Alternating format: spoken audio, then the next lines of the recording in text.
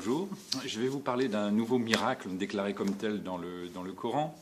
Il s'agit de la sourate 25, verset 53, qui dit « C'est Allah qui a fait confluer les deux mers, l'une est douce, agréable au goût, l'autre est salée, amère.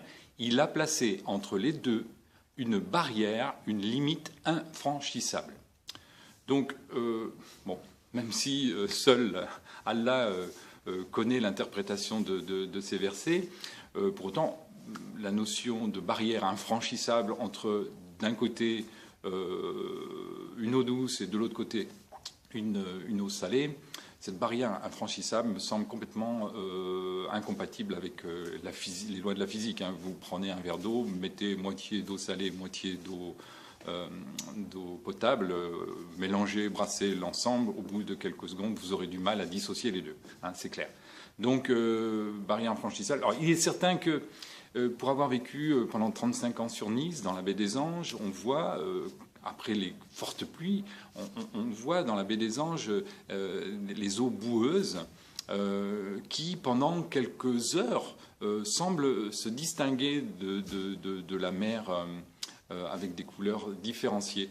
Pour autant, au bout de quelques heures, voire quelques jours, le brassage fait que les eaux douces et boueuses se mélangent avec la mer et ça finit par ne plus se voir du tout. En fait, il n'y a aucun miracle dans cette histoire-là. Par ailleurs, ce que l'on voit très très souvent sur Internet, c'est que le commandant Cousteau aurait validé cette barrière invisible. En fait, il n'en a jamais rien été.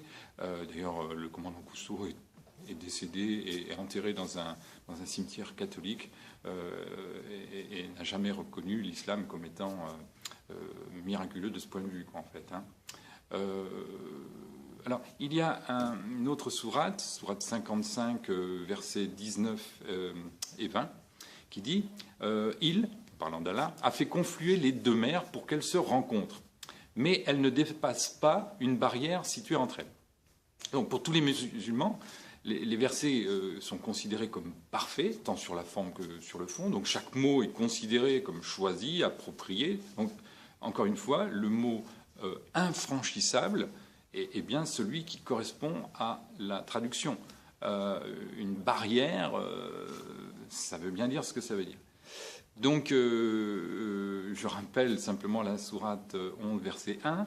C'est un livre dont les versets sont parfaits en style et en sens, émanant d'un sage parfaitement connaisseur. Donc, on voit bien là qu'ici, cette fameuse barrière infranchissable n'existe pas et qu'il y a là une erreur et une incohérence dans le Coran. Alors, prochain miracle que je vous proposerai, qui est décrit comme tel par le Coran et par les musulmans, ce sont les piliers de la terre. Donc, je vous donne rendez-vous. À bientôt.